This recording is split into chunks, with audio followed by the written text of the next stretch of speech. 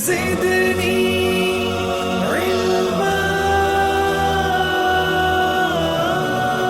अस्सलाम वालेकुम व्यूअर्स, कैसे हैं आप? आई होप कि आप सब खैरियत से होंगे। मेरी दुआ है कि आप सब खुश रहें, आबाद रहें। व्यूअर्स, इस वीडियो में मैं आपको एक सोलर का प्रोजेक्ट दिखाने जा रहा हूँ। और ये प्रोजेक्ट जो है ये हमने रावलपिंडी में किया है, गौरी टाउन के करीब। और इस प्रोजेक्ट में हमने 380 वाट्स के 2 पैनल्स इंस्टॉल किए हैं। और उसका जो लोड है वो भी आपको बताता हूँ कि लोड जो है वो घर का 3 AC DC पंखे जो हैं वो हम चलाना चाहते हैं। हमने डे टाइम 3 AC DC पंखे जो हैं वो चलाने थे और नाइट में हमें थोड़ा सा बैकअप चाहिए था। तो उसको मैनेज करने के लिए हमने 380 वाट्स के 2 पैनल्स का इंतखाब इसलिए किया है। थोड़े ज़्यादा पैनल लगा दिए हैं, वैसे तो ये 380 वाट का एक पैनल के साथ भी डे टाइम चल सकता था। 2 पैनल इसलिए इंस्टॉल किए हैं कि ताकि हमें फ्यूचर में जब हम इसके साथ टॉल ट्यूबुलर बैटरी लगाएंगे, क्योंकि अभी इनके पास एक UPS के साथ एक बैटरी लगी हुई थी, थिंक 145 AH की इनके पास एक बैटरी थी। तो वो लेड एसिड बैटरी जो है वो फिल वक्त इन्होंने इसके साथ अटैच कर ली और नाइट में ये चाहते हैं कि उसको 5-7 घंटे का इनको बैकअप मिल जाए। इस वीडियो में आपको जो है वो ये भी बताऊंगा कि हमने सारी DC वायरिंग भी हमने इनको करके दी है। इनके सारे जो कमरे हैं उनके अंदर हमने डक पट्टी का इस्तेमाल करते हुए DC वायरिंग भी की है। और इनके जो AC DC पंखे हैं वो भी हमने इंस्टॉल किए हैं और हमने इनके थोड़ा DC लाइट्स भी लगा के दिए हैं। सारा जो घर का लोड है, समझें कि वो पंखे और लाइट्स का वो DC पे कन्वर्ट हो गया। जो फर्स्ट टाइम सोलर सिस्टम आप में से लगाना चाहते हैं उनके लिए बहुत अच्छी मालूमाती वीडियो होने वाली है, क्योंकि प्रैक्टिकल डेमोन्स्ट्रेशन है इसके अंदर। कौन से ब्रेकर्स लगाए गए, कौन सी वायरिंग इस्तेमाल की गई, कौन से सोलर पैनल्स लगाए गए और इसके अलावा कौन सी बैटरी है, इसको कितना बैकअप मिल रहा है, सारी चीज़ें जो हैं वो प्रैक्टिकली आपको इस प्रोजेक्ट के अंदर नज़र आएंगी। चैनल पे नए हैं तो चैनल को सब्सक्राइब करें, दूसरों के साथ शेयर करें ताकि एक आम इंसान तक ये सारी मालूमाती वीडियो पहुँच सके। चलिए शुरू करते हैं। जी व्यूअर्स, ये 380 वाट्स का पैनल है, आप देख सकते हैं। ये 2 पैनल्स का इस्तेमाल किया गया है इस प्रोजेक्ट में। जेस्को कंपनी का पैनल है। इसके आपको दिखाता हूँ वोल्टेज और करंट। देखें, तकरीबन 9 एम्पेयर्स ये करंट देगा, 9.2 एम्पेयर सर्किट में कनेक्ट करके, और 41 वोल्ट देगा। और ओपन सर्किट वोल्टेज जो है वो इसके 48 लिखे हुए हैं। अलबत्ता 48 इसके नहीं मिलते, ये ज़्यादा लिखे हुए हैं। इसके ओपन सर्किट जो हमें मिल रहे थे वो तकरीबन, क्योंकि धूप कम थी तो हमें 38 वोल्ट्स इसके मिल रहे थे ओपन सर्किट्स। और सर्किट में कनेक्ट करके तकरीबन शायद ये 30-32 वोल्ट पे जाता, क्योंकि धूप कम थी। धूप ज़्यादा होगी तो शायद ये 41 वोल्ट ओपन सर्किट में देगा। अच्छा, ये आप देख सकते हैं कि पैनल्स को पहले जो है वो हमने उल्टा करके एक कपड़े के ऊपर रख दिया है ताकि आगे से ग्लास जो है वो इसके ऊपर स्क्रैच ना पड़े। और इसके पीछे हमने जो है वो इसका जो फिटिंग स्टैंड है 14 गेज का, वो हमने इंस्टॉल किया है। ठीक है, ये वही पैनल देख सकते हैं जेस्को कंपनी के। तो इसमें आपने सिंपली जो है वो काबले इस्तेमाल करने हैं, नट बोल्ट इस्तेमाल करने हैं। वो 1 इंच के नट बोल्ट आप इस्तेमाल करेंगे पैनल्स को जो है वो उसके साथ अटैच करने के लिए। उसके बाद आपने इसको उल्टा करके ऐसे खड़ा कर देना है। साउथ की तरफ इसकी जो है वो हमने डायरेक्शन कर दी। और यहाँ पर नीचे जो है वो आप छत के साथ जो कनेक्ट करेंगे वो रावल बोल्ट का इस्तेमाल करेंगे। ठीक है, ये देखें, ये हमने बिल्कुल स्टैंड को 90 डिग्री रखा है। ठीक है, बैक साइड पे जो है हमने 90 डिग्री इसको रखा है और रावल बोल्ट का हमने इस्तेमाल किया है फिक्सिंग करने के लिए। ये देखें जी, ये इसके ओपन सर्किट वोल्टेज जो हैं वो 38 वोल्ट आ रहे हैं, क्योंकि इस वक्त धूप बहुत कम है, बहुत हल्की धूप थी, इसलिए 38 वोल्ट आ रहे थे। लेकिन पैनल पे जैसे 48 वोल्ट लिखा हुआ था, लेकिन ये है कि वोल्टेज के ज़्यादा आते हैं अगर धूप ज़्यादा हो। और करंट जो है वो इसका ऑलमोस्ट जो है वो 9 एम्पेयर लिखा हुआ है, लेकिन हमें 8 एम्पेयर ऑलमोस्ट मिल जाता है, 8 से 9 एम्पेयर करंट मिल जाता है। ये देखें जी, ये हमने सिस्टम जो है वो ऊपर ही इनका यहाँ पे एक छोटा सा, बेसिकली इन्होंने ये बनाया था जानवरों के लिए, यहाँ पे यानी कि मुर्गियाँ वगैरह रखने के लिए एक डरबा सा बनाया हुआ था। लेकिन चूंकि ये जगह इनके लिए इस्तेमाल में नहीं थी और हमारे पास कोई और ऑप्शन, ममटी भी नहीं थी इनके पास, और हमने इसी में हमने इसको इंस्टॉल कर दिया है। इसको हम ओपन छोड़ेंगे, दरवाज़ा इसका बंद नहीं करेंगे। यहाँ एक एग्जॉस्ट फ़ैन लगाएंगे तो यहाँ पे ये देख सकते हैं कि आपने माइक्रो पावर का आपको नज़र आ रहा होगा, ये MPPT चार्ज कंट्रोलर है, 60 एम्पेयर का, 12 और 24 दोनों पे काम करता है, जबकि हम इसको सिंगल बैटरी के साथ इस्तेमाल करेंगे। ये 2 ब्रेकर्स भी आप देख सकते हैं, ये अभी बताऊंगा कौन से हैं। अभी आप देखें, ये MPPT चार्ज कंट्रोलर जो है माइक्रो पावर का वो यहाँ पर इंस्टॉल होगा, और इंस्टॉलेशन जो है जब इसकी हो जाएगी तब भी मैं आपको ये दिखाऊंगा। ये देखें, ये इंस्टॉल हो चुका है प्रॉपर तरीके से, वायर को ड्रेस करके यहाँ पर, ताकि देखने में अच्छा लगे, प्रॉपरली वायरिंग जो है वो की गई है। 4 स्क्वायर mm की 4 mm की हमने वायर जो है वो पैनल से लेकर जो है वो MPPT तक हमने इस्तेमाल की है। देखें, सबसे पहले जो ऊपर वायर आप देख सकते हैं ये ब्रेकर्स में गई, और ब्रेकर के बाद जो है वो यहाँ पर PV में, राइट साइड पे देखें PV लिखा हुआ है MPPT के, यहाँ पे हमने कनेक्ट कर दी। ठीक है, इस वक्त चूँकि बैटरी ऑन है और सोलर देखें ऑफ़ है। ये ब्रेकर 2 इस्तेमाल किए गए हैं, एक 32 एम्पेयर का, एक 63 एम्पेयर का।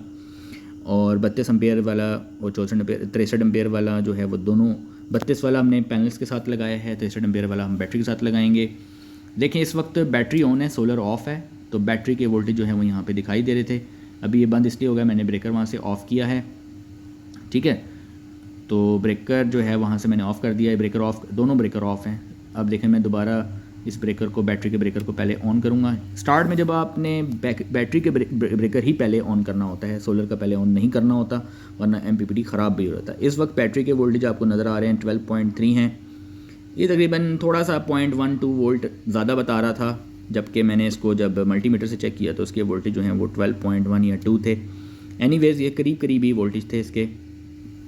इसका जो देखें, 2 इसके जो है वो डिस्प्ले हैं, एक लेफ़्ट साइड पे लिखा है वोल्ट, राइट साइड पे लिखा है एम्पेयर।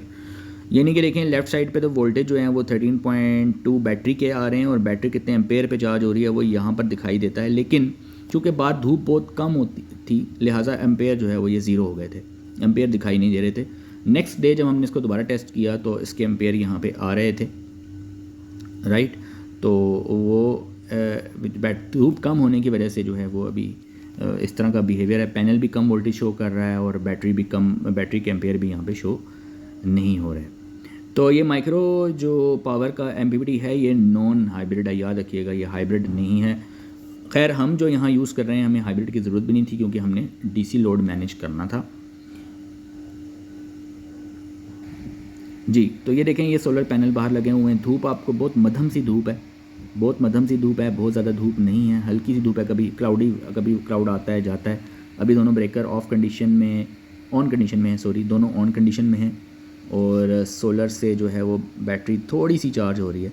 यानी कि पहले देखें 13.4 फिर 13.5, यानी कि ये वोल्टेज बदलने का मतलब ये है कि 4 से 5 होने का मतलब ये है कि ये बैटरी जो है वो चार्ज हो रही है। जैसे कि बताया कि बैटरी 145 AH की है, और ये बैटरी जो है P190S इसका मॉडल है, ओसाका कंपनी की। ये इनके पास पहले UPS पर लगी हुई थी, तो वही बैटरी अभी ये फिल वक्त इस्तेमाल कर रहे हैं, क्योंकि इनको डे टाइम का सोलर सिस्टम अभी इस्तेमाल करना है।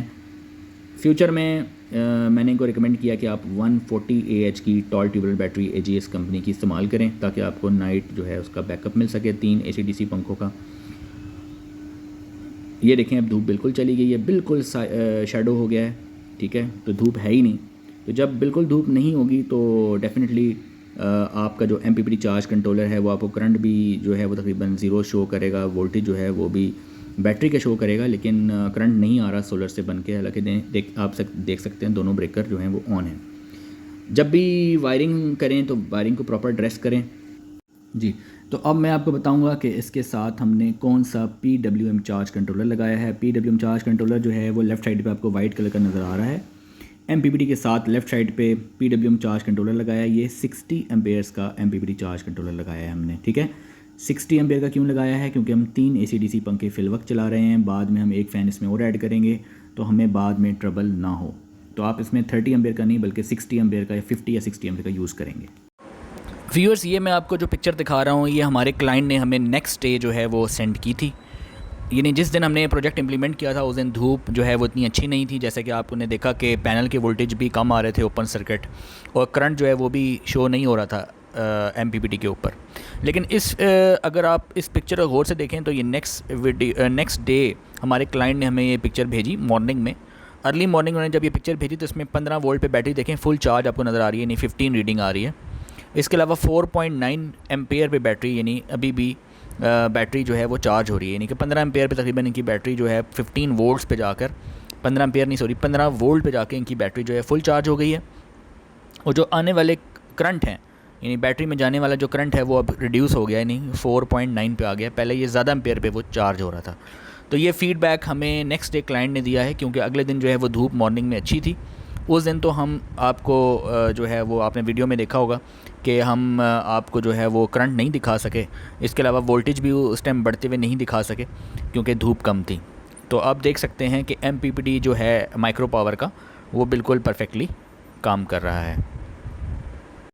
जी अब देखें, ये हमारे वर्कर्स जो हैं ये डकपट्टी जो है इन्होंने इंस्टॉल की है, और इस डकपट्टी के अंदर ये DC वायरिंग जो है 4 mm की पूरे घर में चला रहे हैं, हर कमरे तक लेके जा रहे हैं। ये इनका लाउंज है, लाउंज में भी एक कनेक्शन देंगे, कमरों में भी 2 कमरों में भी हमने कनेक्शन दिया है पंखे का, लाइट का, और आगे इनका एक ड्राइंग रूम है उसके अंदर भी हमने पंखे और लाइट्स का कनेक्शन दिया है। ये पंखे की एक तो वायरिंग वो है जो 220 वोल्ट की अंदर पाइप में होती है, और एक वो 220 वोल्ट की वायरिंग होती है AC/DC पंखे की। चूँकि AC/DC पंखा है तो AC/DC पंखे की 2 वायरिंग होती हैं, एक 220 वोल्ट वाली और एक 12 वोल्ट वाली। तो ये हम ड्रिल इसलिए कर रहे हैं ताकि हम यहाँ डकपट्टी लगाएं, और डकपट्टी जैसे देखें आप लग चुकी है। इस डकपट्टी के अंदर हमने DC वायरिंग अलग से इंस्टॉल की है। आपके ज़हन में ये सवाल भी होगा कि हमने वो जो वापडा की जिस पाइप में वायरिंग आ रही थी उसी में क्यों नहीं वायरिंग ये इंस्टॉल की। तो देखिएगा, जो DC वायरिंग होती है उसको अलग डकपट्टी में इंस्टॉल जो है वो करना चाहिए। जैसे कि पहले भी आपको बता चुका हूँ कि अलग से डकपट्टी में इंस्टॉल करना चाहिए, और उसको जो है वो एक ही पाइप के अंदर AC/DC वायरिंग दोनों इकट्ठी नहीं करनी चाहिए। ये देखें, ऑन ऑफ का बटन भी यहाँ पे दे दिए गए हैं, ठीक है।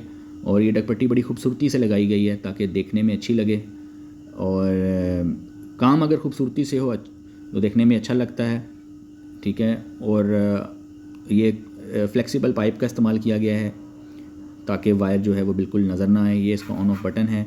ये AC/DC फ़ैन जो है ये रॉयल कंपनी का है। ये फ्यूचर में फ़ैन जो है इन्होंने लगाना है AC/DC, उसका एक कनेक्शन हमने दे दिया है, ये वायरिंग इनको यहाँ तक पहुँचा दी है ताकि ये लगा सकें इसको, और उसको ऑन ऑफ ये यहाँ से कर सकते हैं। इन्होंने हमें कहा कि कबर्ड के सेंटर में हमें बटन लगा के दे दें, तो हमने इनको यहाँ सेंटर में लगा के दे दिया है, ठीक है। आप देख सकते हैं कि बिल्कुल कॉर्नर में डकपट्टी का इस्तेमाल बिल्कुल छत के साथ साथ किया गया है, जो महसूस भी नहीं हो रहा कि डकपट्टी लगाई गई है। यानी कि बहुत खूबसूरती के साथ जो है वो ये काम इम्प्लीमेंट किया गया है ताकि देखने में भी अच्छा लगे।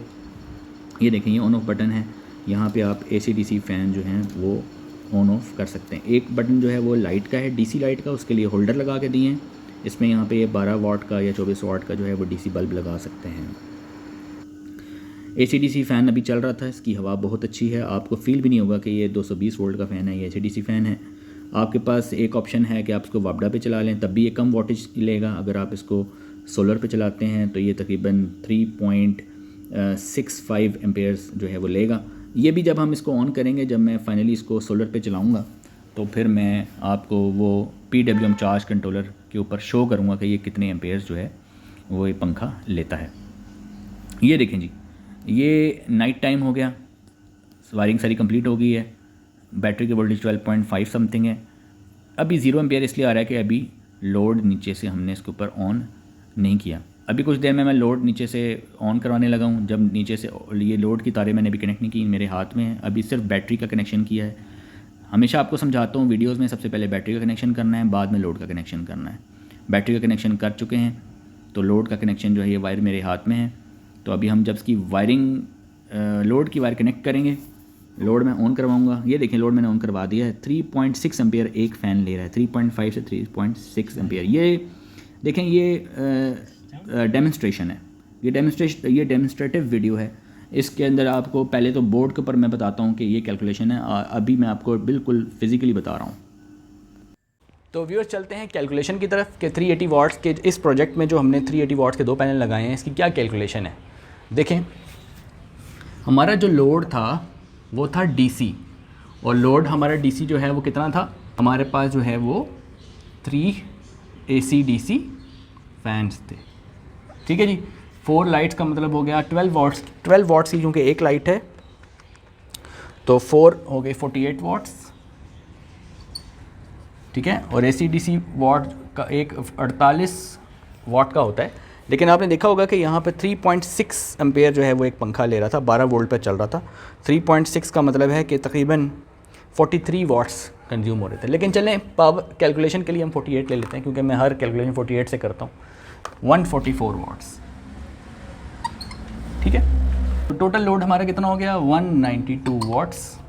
ये हमारा टोटल लोड है 192 वाट्स का, ठीक है जी। ये हमारा डीसी लोड है। तो डीसी लोड हमारा डीसी पावर जो है वो हमें कितने वाट्स की चाहिए थी? 192 वाट्स। ये तो है जो लोड चलाने के लिए चाहिए थी, सिर्फ लोड ड्राइव करने के लिए चाहिए थी, ठीक है।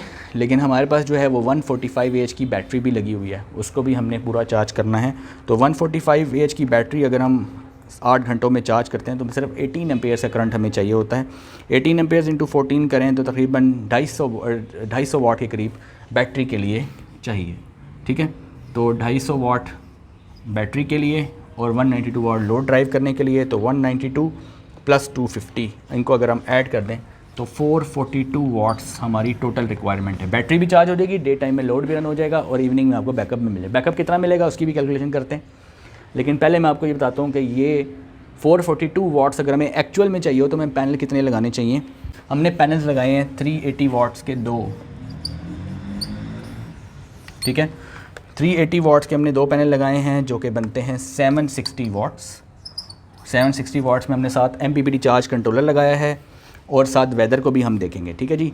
तो वेदर की वजह से अगर हमें 760 ना मिल रहा हो, ये समझ लें कि 600 से 650 वाट के करीब कहीं मिल रहा हो हमें, ठीक है। वेदर की वजह से हम 600 वाट्स ले लेते हैं।